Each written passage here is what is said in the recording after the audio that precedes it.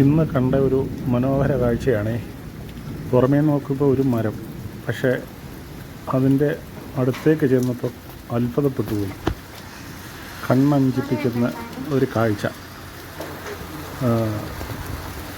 ഇത് ചാമ്പമരമാണ്, പക്ഷേ ഇത്രയും തിക്കായി കാച്ചിരിക്കുന്ന ഒരു ചാമമരം ഞാനിതുവരെ കണ്ടിട്ടില്ല. അതിശയം തോന്നി എനിക്ക് തന്നെ.